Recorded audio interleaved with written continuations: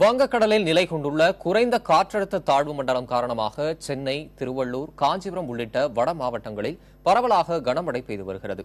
சென்னையில் தாம்பரம், கிண்டி, கோயம்பேடு, தியாகராய நகர், மயிலாப்பூர், திருவான்மியூர் உள்ளிட்ட பல்வேறு பகுதிகளில் கடந்த 2 நாட்களாக மழை பெய்து வருகிறது. தொடர் மழை காரணமாக தாழ்வான பகுதிகளில் மழை நீர் தேங்கியுள்ளது. சாலைகளில் வெள்ள நீர் தேங்கியிருப்பதால் சில பகுதிகளில் போக்குவரத்து நெரிசல் ஏற்பட்டுள்ளது. காற்றழுத்த தாழ்வு நிலை காரணமாக சென்னையில் கடல் சீற்றத்துடன் காணப்படுகிறது. மீனவர்கள் தங்கள் படகுகளை பாதுகாப்பான இடங்களுக்கு அப்புறப்படுத்தும் பணியில் ஈடுபட்டுள்ளனர்.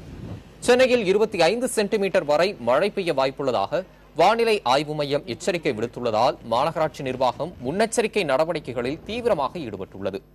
பேரிடர் மீட்பு படையைச் சேர்ந்த 9 குழுக்கள் சென்னை வந்துள்ளன. தாழ்வான பகுதிகளில் படகுகள் தயார் நிலையில் வைக்கப்பட்டுள்ளன. அவசர தொடர்புக்கு 1070 என்ற எண்ணை அழைக்கலாம் என்றும் மழை பாதிப்பு தொடர்பான தகவல்களை 1913 என்ற எண்ணில் தெரிவிக்கவும் ஏற்பாடுகள் செய்யப்பட்டுள்ளன.